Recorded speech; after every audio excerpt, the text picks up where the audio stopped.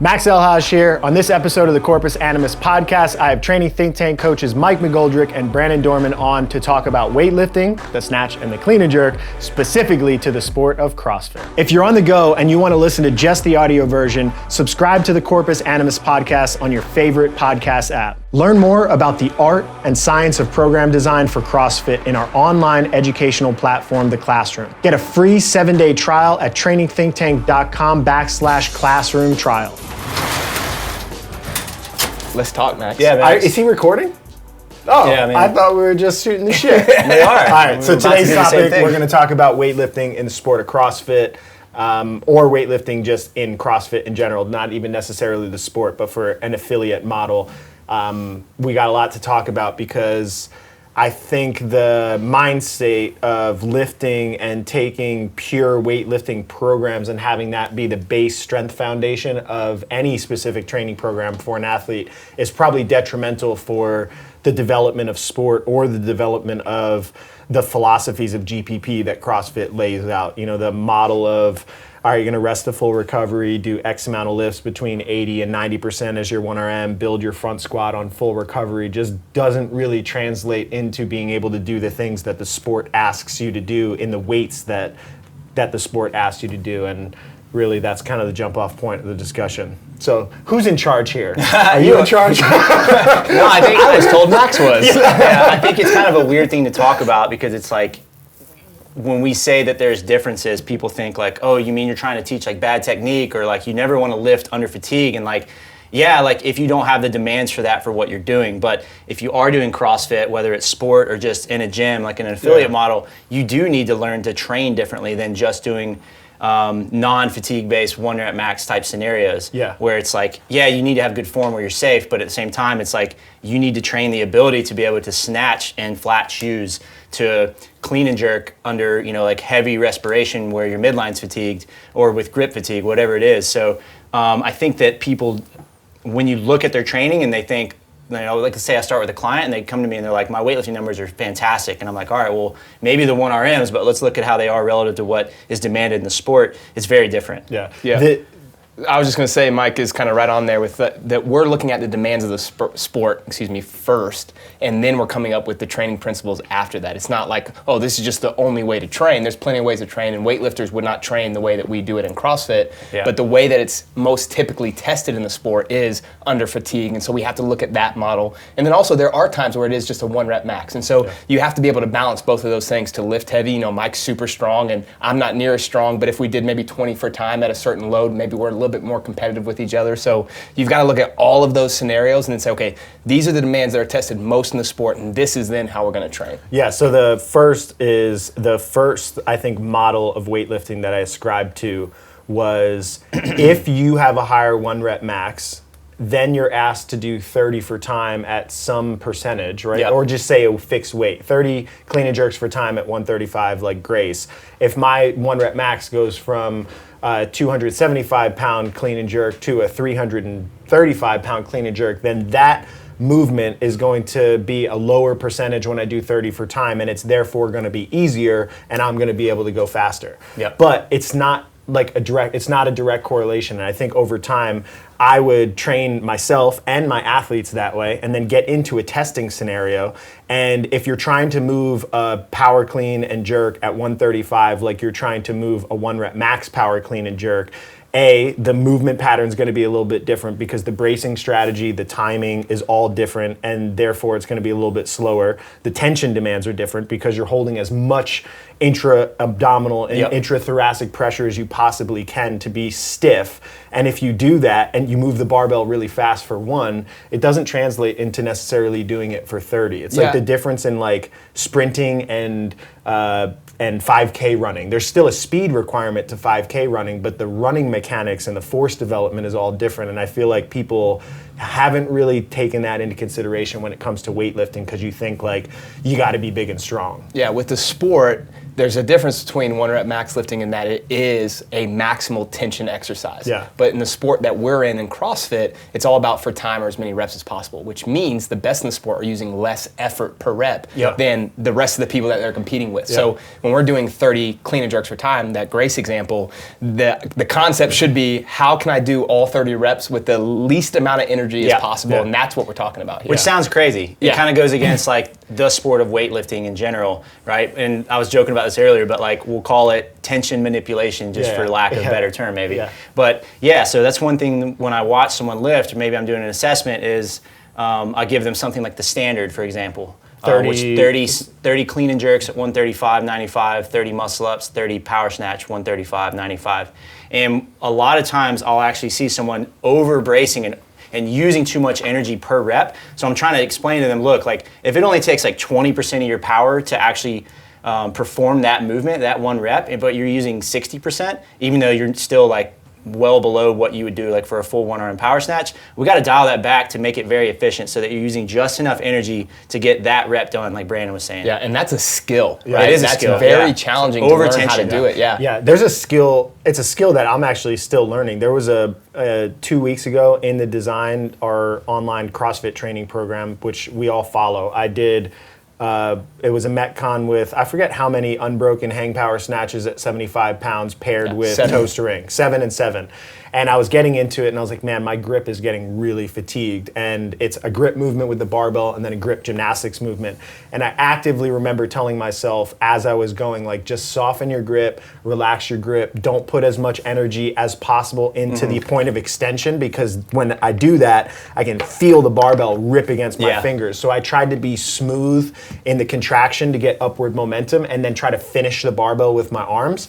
And then on the 7th rep, it actually flew out of my hands because I was holding on so lightly. And it's like, okay, well, I just lost 30 seconds in this workout because I was trying to figure out how to lower the systemic or the peripheral tension in my hands to be able to keep cycling. Yeah. And I think that's a skill that you get from practicing and thinking differently about weightlifting in the sport. Yeah, so I mean, let's pick that apart for a second, because people say that all the time. They say, anytime I barbell cycle, I feel like my heart rate flies through the roof. Well, what happens when you brace and you create a ton of tension? Yeah, as a puts the result, heart under stress. Yeah, your blood pressure rises, and then to compensate, your heart really kicks in. So like, it's always kind of like that delayed effect. They do like 7 touch and go snatches really quick, and then they go to the burpees or the gymnastics, and they're like, boom, boom, boom, boom, boom, boom, boom. So like, learning to dial that back and treat those hanging power snatches as more as like a kettlebell swing, where it's more rhythmic and fluid. Is a really good skill to have. Yeah, and different types of, so weightlifting as a sport, it's snatch, clean and jerk, 2 lifts. Generally, it's to full recovery when you're going through your snatches. If you're following yourself, you'll still get like 2 minutes approximately to lift, even if you're following yourself in a meet. And if you have a bunch of people, you could get full recovery between your lifts.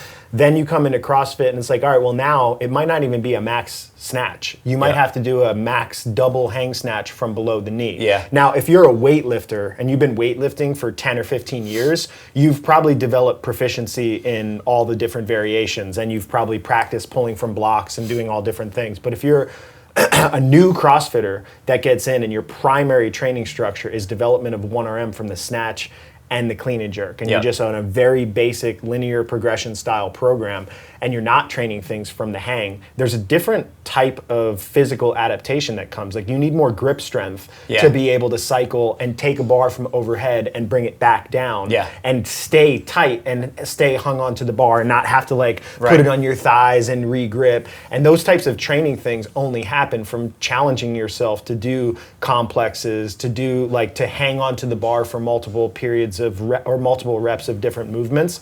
And I think you have to organize that into your training structure if you want to get better at the sport. Yeah, I think this goes back to, you just have to be more sport specific. So whatever the demands are on the sport. I remember watching, I mean, this was years ago now, but Kendrick Ferris did, was it Grace or Isabel? I was just thinking of that example. Yeah. So like, what did he snatch at the time? I mean, it was some crazy He's an Olympian. number. Yeah, so he's an unbelievable. He was like, every rep. So he did 30 snatches per time, and I mean, it was like 3.5 or 4 minutes. Yeah, which is still a respectable time, but there are guys and girls in the sport that are doing it, what, a minute? 30 unbroken. Yeah, 30 unbroken, and you can see the difference in the effort, where it's like, Travis or Noah or somebody like that just going up and down and like very comfortable breathing, like you're talking about bracing every single rep, and he was, you could hear it, creating that tension. And I think it's just there's nothing wrong with that, right? Like he doesn't do the sport, but to learn how to be efficient at that, it takes some practice. The contraction patterns are also different. Like that's literally the technique of barbell cycling is different than the technique of trying to do 1 rep maxes. You have a whole playlist of like different strategies in the clean, we in should the link snatch. that. We can link it into blog, the show notes so people can see like all the different ways that you can actually move a barbell. It's important to understand that if you're going to develop technique obsession in the sport of CrossFit, it shouldn't just be technique obsession with perfect bar pass, perfect first pull, perfect second pull, perfect bottom position. Those are super important. And I still think you should train the fundamentals and get a weightlifting coach when you're first getting into it. But once you get up to some sort of requisite level of development, I think the needs of the sport become so divergent that if you're obsessed over that, it'll actually hold you back. You got to set up perfectly every time for a 1 rep max. You can't, oh my God, my legs are blown up, I can't lift this. Like all of those thoughts I think will start to creep into your head if you don't train appropriately. Yeah, a test that I often use when I start with someone new that's trying to compete in the sport is I'll have them build to a 1 rep max. And I'm just bringing this up in case some of you listening like want examples of, okay, I know my 1RMs, how do I test more sport-based stuff? Build to a 1 rep max, do a tough Metcon with some type of fatigue in it, whether it's grip or breathing, whatever they tell me that they usually have trouble with. And then I have them build to the 1 rep max again right after it. Just to see, one, like, how's the 1RM? Two, how do they respond to some form of grip or squat or breathing fatigue going into the 1 rep max again, and how close can they get to that in a very short time window? So like 6 minutes to build back up to it. We've been collecting data and trying to figure out. So like we always in the process of trying to create systems. So like, all right, there's all this chaos. If you're, maybe like 10 people in the world can just like train everything and just keep getting better at everything and keep being better than everyone by just doing everything. But most people have like time constraints or adaptation constraints. Like you can't do so much because your body starts to break down. So what we try to do is create efficient systems and say like, all right, well, what are the needs of the sport? And one of those is being able to actually hit big percentages of your 1RM under fatigue. And the best athletes in the sport are generally hitting between 90 and 95% within like 6 to 8 minutes of a full max effort Metcon. So that is probably even just one individual variable. That's probably a more important variable for this sport than just what's your lifetime PR. Because if you can't do it under fatigue, I mean, it's very rarely ever tested in CrossFit where you're not post Metcon or post 3 Metcons at a competition, short time windows, ladders with double unders in between. So if you're training all the time to develop and cultivate your 1RMs when you're fresh and like not pre-challenged, it almost makes you less able to do that. You'll be hitting 80% of your 1 rep max under fatigue. I think there's 2 ways that people have to look at this, and for those listening, you can kind of start with, okay, what's my 1 rep max? So let's just say it's 100 pounds, make this easy, right? So I know that I can hit 95 pounds under fatigue any time of the day. That means that their ability to hit that percentage for them is really good. But the reality is that there's still standards in the sport. So the first thing you look at is, can I hit my percentage? The answer is yes, I can hit 95 pounds any day of the week. The next thing though is like, well, in the open, there's squat snatches up to 265 pounds, and then the second bar is already at 135 or 185. Easy for you, not easy for me.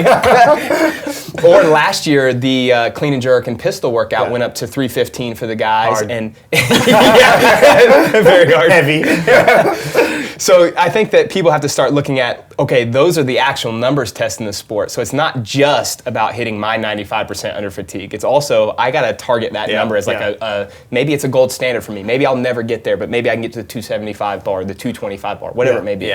Yeah, so I think the standard of development is build your 1 rep maxes so you can play the game. And really, you play the game at different levels. Like for me, those top level bars, I could probably hit if I could get there. But I can't get there. You did get to 315 this year. I did, But in 17.3, when I redid it, I was in the 3rd bar. So it's 225, which is still a relatively high snatch for most recreational CrossFitters. So there is this kind of like juggling act that you're playing with in the sport. It's like, all right, you got to develop your 1RMs and keep yourself meeting the standard of where you want to play the game. If you want to play the game at the elite level, you already have some like okay, you got to be near like a 185-ish snatch for females or a 275 snatch for males. For clean and jerk, you need to be like over 210, 215 pounds for females and over 315 for guys.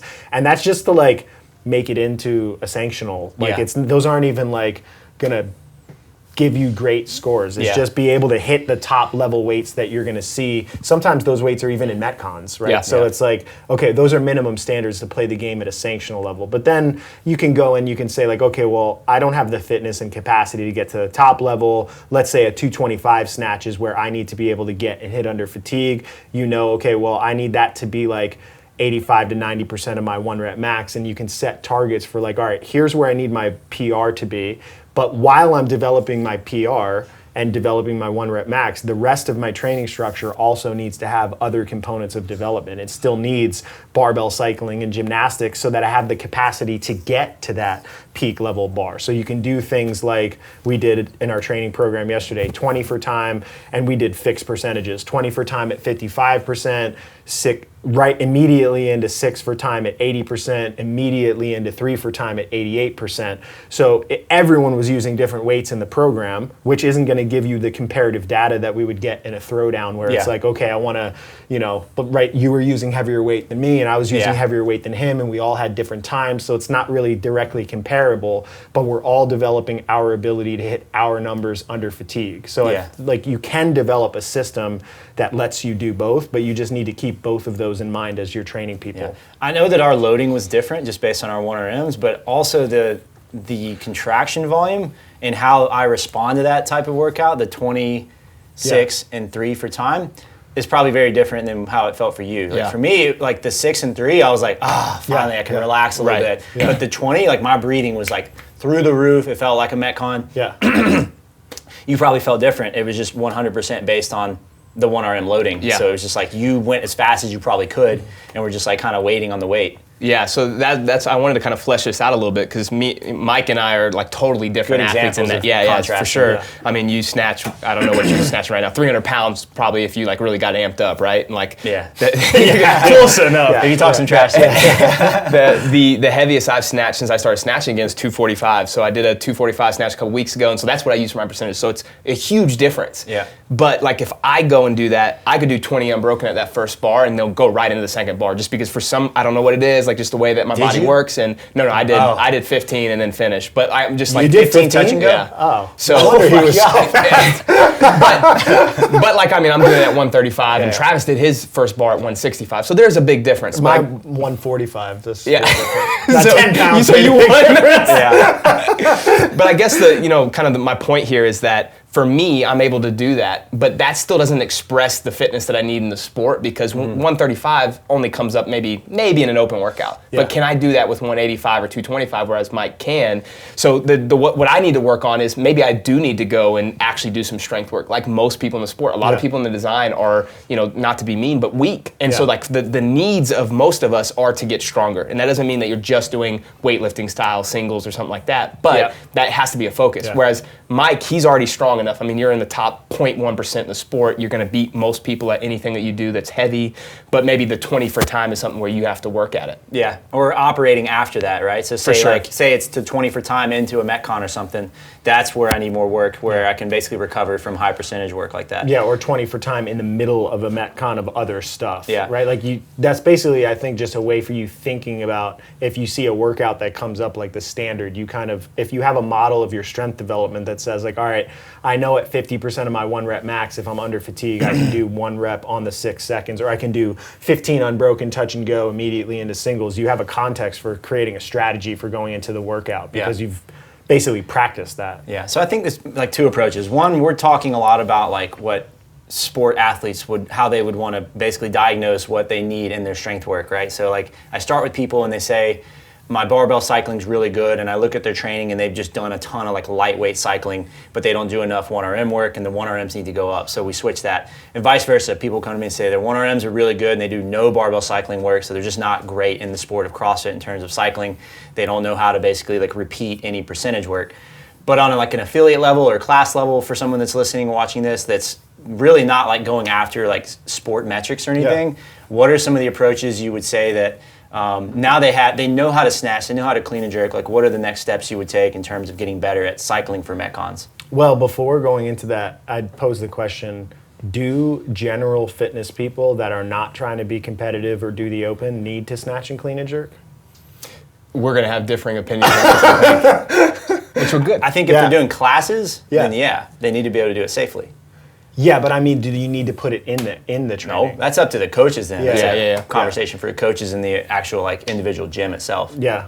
Yeah, I think I would say no, but Yeah. I mean, I'm sure we disagree on that. I think there are plenty of other things that just like a general pop person could do. But the other thing too, for me, always is, well, what's your goals? Like, do you enjoy Olympic lifting? And if they do, then for sure do it. Yeah. But like Mike said, do it safely. But if it's just someone that's like, I want to look a certain way, then there are plenty of other options. But I think, most of us that are going into a CrossFit gym, we want to do those kind of things. We want to challenge ourselves. We want to do new things. And so for those people, I definitely think that it needs to be in the program. Yeah. You want to challenge yourselves. I think you could reduce down movements to so little complexity that nothing is unsafe, and that's fine. But like, I don't think that that's what the CrossFit world attracts. Yeah, for sure. Like, go do more boot camp style stuff. That's fine if you don't want to like risk anything. But that's not what brings people in the doors of some of these gyms. They want to learn new movements and challenge their athleticism. And it looks and feels super challenging, and then I think it gives people a sense of accomplishment doing something that actually requires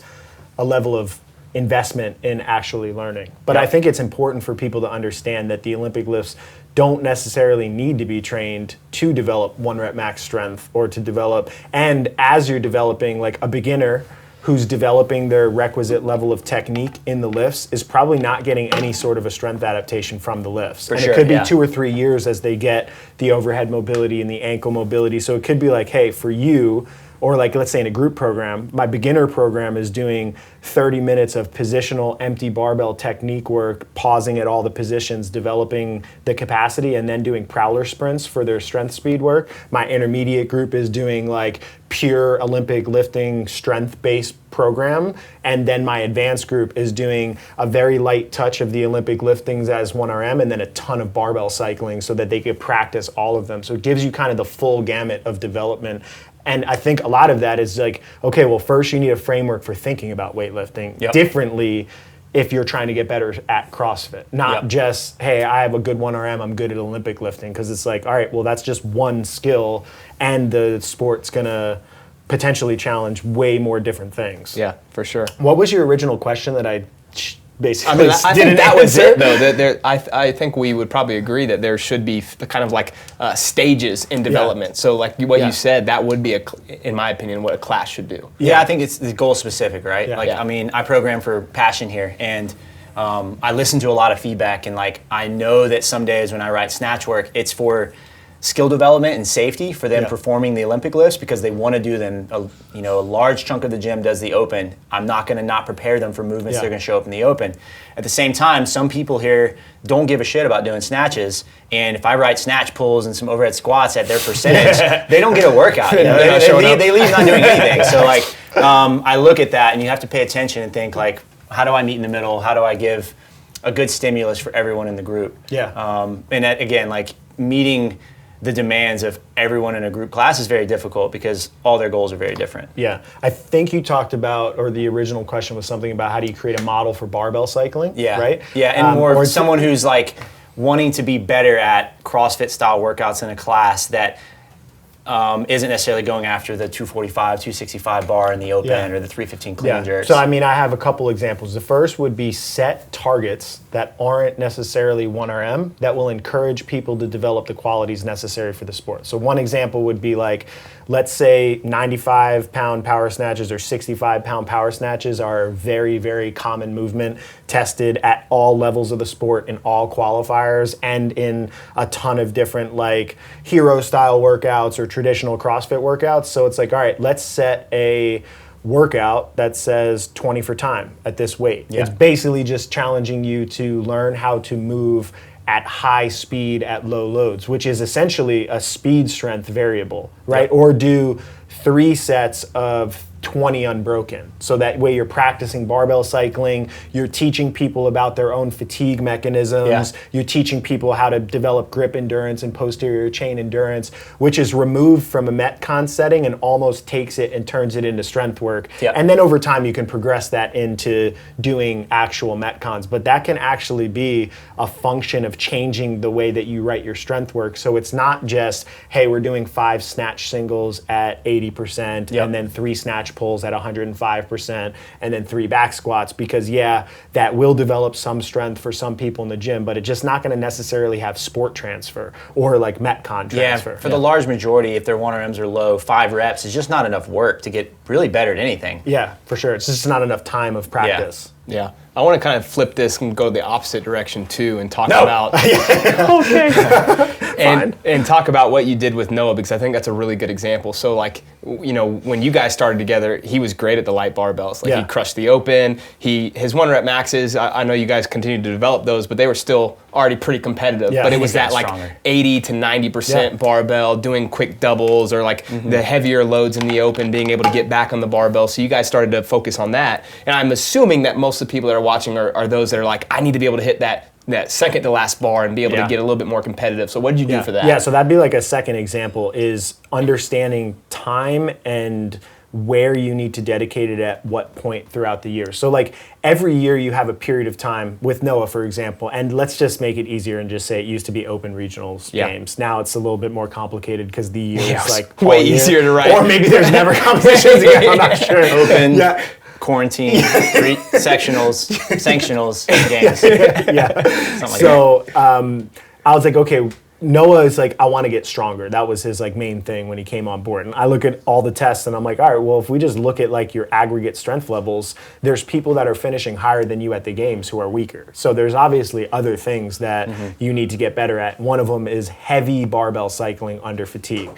So that can actually have its own training model to get people better at. And if you think about your strength training as just like, okay, well, can I do my first thing as 20 bar facing burpees, or for Noah, it'd be like get on the rower and row a 500 meter at your 2K PR pace, get off, rest 15 seconds, and then do 5 reps for time at 80% of your 1 rep max.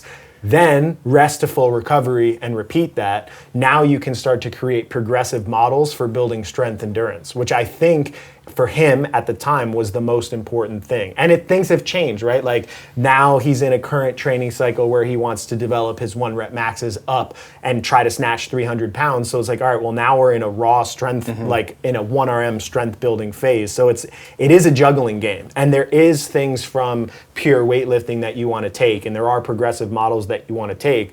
But you also have to figure out like what are the demands and what are the most important demands, and how do I create training principles to hit those demands. So that would be the second thing, is like figuring out models for training strength endurance, or like, I don't know, application of strength under fatigue, the various fatigue that you're going to see in the open. Yeah, I think what's important too is those that hear that recognize that Noah has earned the ability to do that kind of training, right? For sure. Like he's very efficient with his lifts. He just needs to get them stronger, right? Yeah. And then the fatigue-based training like that, like that's not the first step. Like it was years of him developing his 1RM strength, and like now he's earned the ability to do like basically where his limiter is like his pure strength, not his technical aspect of like missing the lifts. Yeah, and there would still probably be, especially like that's one of the things, like a lot of weightlifting specialists will come and I don't know, people just feel like they have to throw their 2 cents in, or they see something in Noah and they're like, oh, well, let me talk to his coach and tell him what I think he should be doing. So I've heard it way more than I'd like to admit. People will like come up to me and be like, so like, what do you think about Noah's like snatch technique, or his positions in the bottom, or that he's not They passive aggressively ask you the question? Yeah. Or like, why is he lifting his Metcons? Like questions like that. There definitely would be things that Noah does that are not as technically precise as somebody like Matt Frazier in the lifts. But it comes to what are we going to be able to accomplish by going through the route of trying to take somebody that doesn't have 15 years of individual weightlifting experience, who learned the lifts and learned how to think about the lifts in an entirely different sporting context, and now at 29 years old, try to re-pattern the way that he moves. It'd be like taking like back, using a golf example, David Duval was #1 in the world and tried to redevelop his swing and then fell off and never became a lot of guys have done that. Yeah, and so it's like, well, you have to also think about there's a level of virtuosity and individual expression that people have, and Noah just by nature is super flexible. He's got a dynamic, like his joints are very dynamic and fluid, and he likes back flipping, and he swam in his background, so I don't think he has the rigid body type that's going to respond well to that. And I tried to go down that route with Travis back in the day. I hired a weightlifting coach for him because I was like, well, maybe I can't give him the technical eye that he necessarily needs. It made absolutely no difference in his 1 rep maxes. They actually dropped. It totally eroded his consistency. His overall lifting tonnage and training dropped so much because the technique that he could do that the weightlifting coach liked was like 20 pounds less than where his like consistent training lifts would be in training. And over the course of trusting that for 6 months, there was literally no serious visible difference in his 1 rep maxes when we tested them over the course of 6 months of specific training for it. And I was like, I just don't think this is the way to think about training. If you're going to dedicate to weightlifting and have the same coach for 6-10 years that's going to refine all those little things, maybe it works. But I don't think that way of thinking necessarily works for CrossFit, where it's just so varied. You have to run a cost-benefit analysis with that kind of thing, right? If you have a 16-year-old that comes on board and says, I've got 10 years, then that's probably where you start, right? You want to refine all those things because you want them to move perfectly. But when you have someone that comes in that's already at the top of the sport, now it's like, what are the things that are holding you back the most? And especially for those guys, it isn't just those little positional things. I have 2 thoughts. One, remind me in a second. We'll come back to it. I want to go down that route of time with masters athletes and the approach that you would take with someone that's a masters athlete that comes on and wants to get better at the Olympic lifts. But my thought, going back to Travis, is that's something that you've got to pay attention to with athletes is, what's his background in weightlifting relative to when he came to the sport? Was there any? And if you try to train him like how weightlifters were, whereas his experience of weightlifting was doing it in class settings, doing it under fatigue, never really having just like this non-fatigue based, very simple setup, it's probably not going to help that much just because that's just like not how he was introduced to weightlifting, like swimming, right? Like CrossFitters come into swimming not having a swimming background, and if you try and train us the exact same way that normal swimmers have for years, it's a different demand. So like, how many times have you seen someone PR under fatigue in their snatch? Yeah, and you're like, that makes no sense. Yeah, it makes no sense. It goes against all weightlifting methods, but like that's just how they kind of learned in the sport. They came into the sport first, and then they're trying to learn how to weightlift. Yeah, so a little different. I remind you of the masters thing, the third component of like changing the training to improve barbell cycling is actually thinking of the strength variables that you need to get better as different than just snatch and clean and jerk. Even just doing like a 5RM touch and go snatch grip deadlift as one of the metrics for saying like, well, the eccentric strength and the grip strength and the postural endurance strength to be able to do that might transfer better to barbell cycling for somebody and give people more loading in training. So if you do that with a beginner athlete, the requisite level of skill they need is pretty low. It's like, well, give them a good starting position, give them a cue for how to get up off the ground to standing, and then give them a cue for how to get back down. I would say most people with any sort of athletic background in 1 to 5 sessions can be able to figure out how to do that. Now we can talk about actually training it, right? And just saying like, all right, we're going to go through a cycle where we're going to develop your 5RM snatch grip deadlift, which is very non-traditional for a weightlifter. That wouldn't be like a variable of strength that you would use for them. But for a beginner, that would actually probably allow them to lift overall more load, transfer into stronger posterior chain endurance, give them more overall volume, give them more grip strength and grip endurance. So I think changing the construct of what you're training for people, like doing more barbell cycling, doing more complexes, doing more slow lifts and larger rep volumes. Like we do that with deadlifts too, like to improve people's deadlift cycling. We do 20 for time at this weight, 40 for time at this weight, which would not be a powerlifting style of training. But it will give you the requisite level of training strength you need to be able to transfer into CrossFit. So that would kind of conclude my like, hey, 3 ways that you could actively either change your training or think about training to help you get better at barbell cycling. And I think that transfers into beginners, intermediates, or advanced. It's just like the actual training details are a little bit different for Yeah. beginner versus advanced, just because the skill levels are so different. Yeah, it makes sense. Masters. Yeah, so I wanted to hear y'all's experience with Masters athletes. So going back to talking about the time that an athlete has to invest in sport development. And Yeah. a Masters athlete comes to us and says, I want to get better in CrossFit, I want to compete. And realistically, they've got like 3 or 5 years that they're going to do the sport. Yeah. How much time are you really trying to rebuild their lifts? Obviously, like mobility, technique are just going to like continue to be difficult as you age, like learning new lifts. So like how much time are you really going to spend trying to just like rebuild and like re-scrap everything? Because from my experience, I've actually made people not necessarily better because I've spent way too much time like trying to focus and train them like a 19-year-old because I'm like, we got to rebuild this lift. It's not helping you in the sport. And then you're out of time. Yeah. The movement model, like I say movement model, like people would understand what I'm talking about, but I think of most things through like movement, right? Instead of thinking of like, hey, get somebody better at a snatch. I'm like, all right, if somebody needs to be better at a snatch, they need great end ranges in ankles, knees, hips, shoulders. They need the technical proficiency and understanding, which I'd classify as like virtuosity. They need to be explosive and intense, so they need like the tension. So taking that model and applying it to a master's, I think is potentially dangerous for them just because it's too slow of a developmental process and they have a short time window. Yep. And what I've seen with masters athletes is the stronger ones, just overall absolute strength, just being able to be strong, tend to excel in the sport at a higher level. Yeah. Like, and you see more bigger athletes, I think, like more heavily muscled masters athletes being super successful. So I would agree with you that I don't necessarily think that you're going to take somebody that's 50 years old with 50 years of patterns developed and no training experience in those ranges and just quickly be able to change their movement quality. So the movement stuff is like, all right, let's teach them about movement work and let them self-do that over time, and just like that's a lifelong process from now until you're in the grave. Yeah. But with the Olympic lifts, it's just about triage. It's like, what do you have and what can we prioritize to try to get you to be a little bit better? And maybe it's not even developing the 1 rep maxes, it's just developing the ability to do it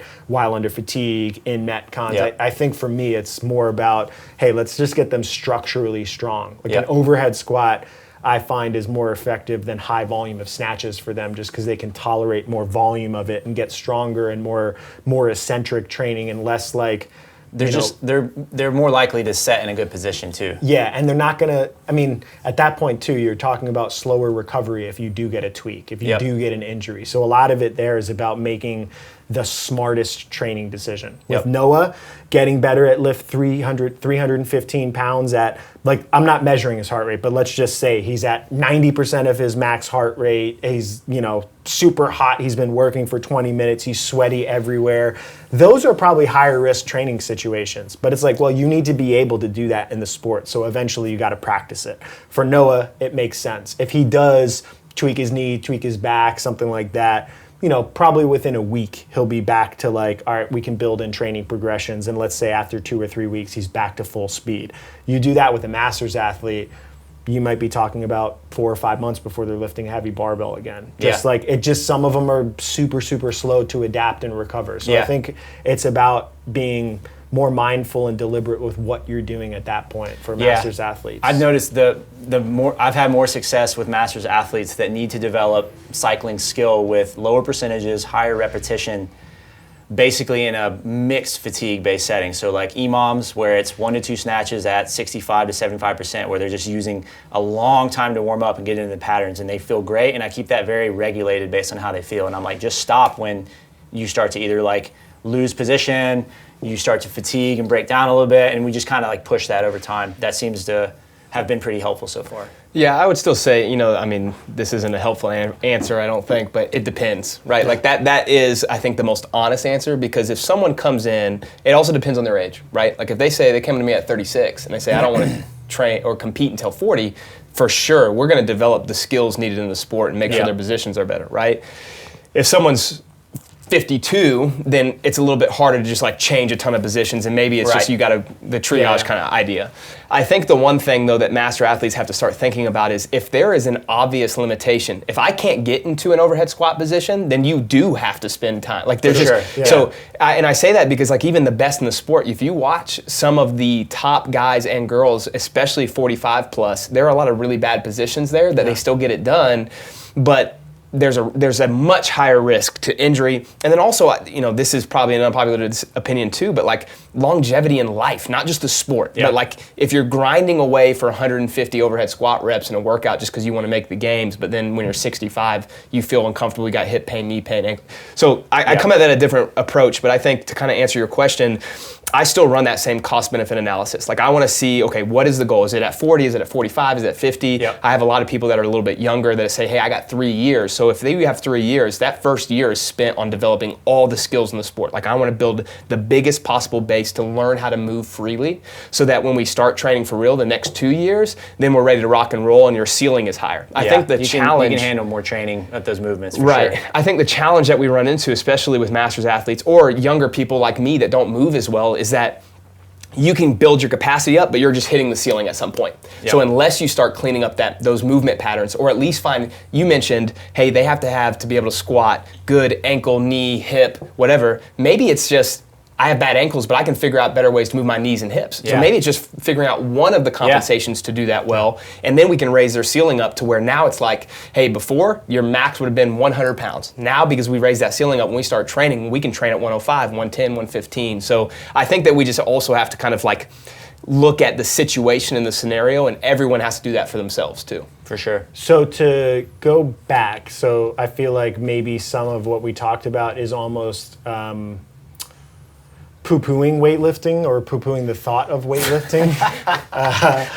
And both of us have done some, well, I guess you as well, just some direct one-on-one weightlifting coaching or competing weightlifting meets. What would you say the most important things that you would learn from that community that you would take into CrossFit to kind of give a contrast to that? So yes, we need to think a little bit differently in CrossFit, but there's years and years and years of experience in weightlifting. What can we learn from that? Or what did we learn from that is relevant to CrossFit that we shouldn't just throw away? Like, 100%. I think 2 lessons that come to mind right now, and I'll probably drive home later and think, oh, I wish I understood this one. This was a golden nugget. The first that comes to mind is how you approach the bar.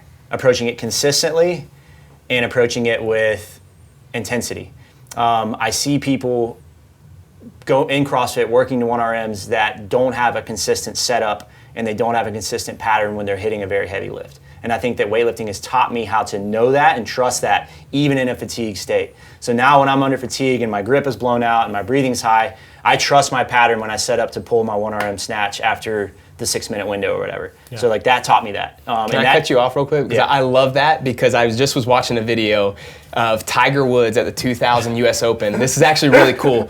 They took every single tee shot and approach shot going into the green, and from the time that he walked up to the ball to when he hit it, every single one was exactly 13.1 seconds. He had the same pre-shot routine for every shot, and he won that tournament by 15 shots, which is like unheard of. So I think that's something that everyone can take away. Yeah, and I think it's true in every sport. Like for I'm sure, shooting free throws, same routine, anything. Yep. And I mean, weightlifting taught me that. Like it gave me the foundation I have to just trust my movement patterns, so that I'm not running up like a savage to the bar every time and just trying to figure it out. But grid did teach you that. Grid taught me a good.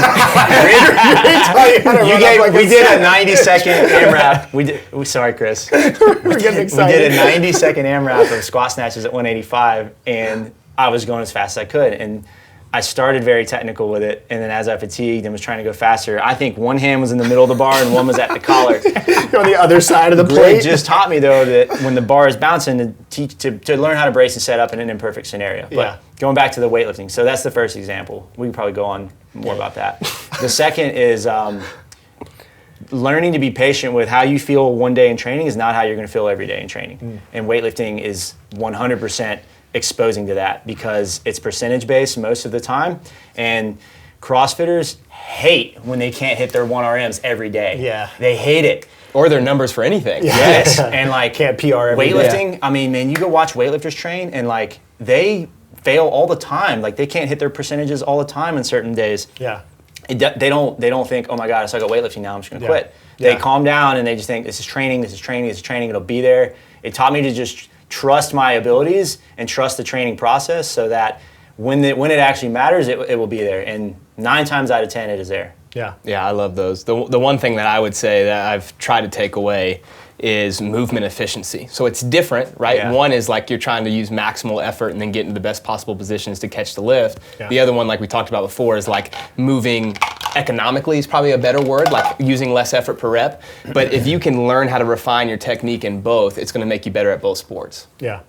Program design from weightlifting differences or things that you would take. I think for me, the adherence to consistency over top end strength is probably the most important thing that I learned there. And that's probably from weightlifting and powerlifting. Can you explain that to me better? Yeah, so you think about CrossFitters always wanting to hit PRs, right? Yeah. You come in, and a lot of them too, it's like if you just pop open a random affiliate's page and you look at their strength stuff, the strength for the day might be build to a tough double front squat, or build to a max power clean and jerk or something like that, where there's a lot of whatever your 1RM for the day is what we're doing. Whereas when you go through a weightlifting cycle or a powerlifting cycle, it's amazing how much work is done at a way sub-maximal intensity. 80% or just to build consistency and confidence with the pattern. And like you might go 3 weeks without touching above 90% of your 1 rep max in a certain training cycle. And then you're like, am I gonna be able to hit it? And then all of a sudden you come out, you test 90% after 3 weeks of progressions and you're way stronger. So there's this, I don't know, it's almost taught me patience in the lifting and developmental process. I think that's probably true in all sports, but I think with the barbell specifically, I was so competitive with it when I was younger that it's like anytime I could be around people, it's like, let's lift as much as we possibly can, not do something that encourages consistent development. Weightlifters will probably hate this because I've done a couple of meets, and another thing that I learned about from competing and doing weightlifting was I came into the sport of CrossFit first, so when I went and did a meet, I was so used to this like max effort energy all day long, and like I missed my second attempt. I just wanted to be like, fuck it, I want to run back out there and just try again, and like I don't want to wait. I don't want to have to wait. Like I only get 3 tries. Like just let me go. Like you're so used to just getting after it, so it was like very difficult for me to just it's just a different sport. Yeah, for sure. Cool. I don't have anything else to talk about. I've exhausted my brain. Let's wrap up with resources on what they can use that we have to get better at it. So I would say one is the blog that I wrote. I'll send a link to Chris to put in the show notes. It's a ton of examples on basically developing the skill of barbell cycling with a bunch of examples. The other is in the design, we have a snatch and skill program to develop technique with the lifts in a non-fatigue state. So if you're just trying to get better at learning the snatch and the clean and jerk, it's very different from the blog. And then you're working on a classroom series called Weightlifting in CrossFit that basically gives some base level education on just the 2 main lifts, because I still think that's important, and then goes into assessment, basically how to program design, example templates, just a lot more detail on some of the stuff that I talked about, like here's how you would create training and how you would create training progressions and a way of thinking about weightlifting specific to the sport of CrossFit. Also wrote 2 blogs, so on our website, the blogs will be there that people could just get a little bit more detail on. And I think that for a real world example, they can go on the design, not only for the skill programs, but in the CrossFit path, you're doing more barbell cycling type work. In the strength path, we're kind of developing some technical work right now. So you can kind of see how both work and then how they progress over time. Yeah, so you'd see the full gamut. You do strength skill programs for snatch and clean and jerk, strength development in the strength program, and then basically like chaotic CrossFit development, but in a progressive format in the barbell cycling portion of the CrossFit path. Yep. I would say last, hire a training think tank coach. Yeah. I've worked with a ton of people to develop their weightlifting skill, whether it be in the sport of Olympic weightlifting or CrossFit itself. I will put all those links on the YouTube page. Cool. Say that because I don't know if I'll pick up. On the YouTube page, Chris will put all of that stuff in the comments or in the description box, in the description box of YouTube. So head So if over you're there. listening on iTunes, Head over to YouTube and check out the description on the YouTube channel. cool. All right. I enjoyed that. I love weightlifting. See you guys.